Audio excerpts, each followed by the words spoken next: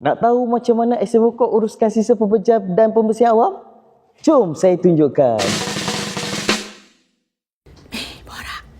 SW Corp Discovery Tour, lawatan berpandu percuma yang akan membawa anda terus ke dunia sebenar pengurusan sisa pepejal dan pembersihan awam.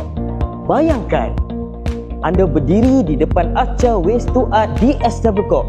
Cantik, unik, tapi semuanya dihasilkan daripada sisa. Kemudian, kita masuk ke pusat kawalan C4I SW Corp yang berteknologi tinggi. Semua operasi kutipan dan pembersihan dipantau di sini, real time. Tak cukup dengan itu, anda lihat sendiri demonstrasi kenderaan kutipan sisa pepejal dan pasukan pembersihan awam beraksi.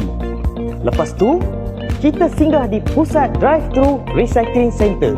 Bawa bahan kita semula, terus serah bahan kita semula dengan pantas.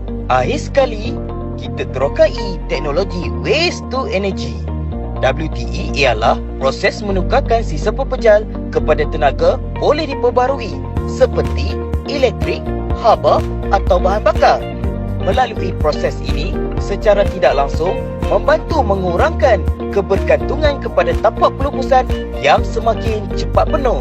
Inilah sebahagian daripada SW Corp 2.0 memacu kecemerlangan. SW Corp Discovery Tour ini adalah peluang anda untuk melihat sendiri apa yang jarang orang luar saksikan.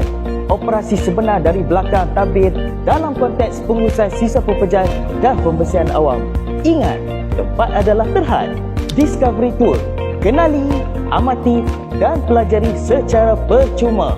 Pastinya mengujakan dan berinformasi. Bersih hari ini, lestari esok. Bermula dengan saya.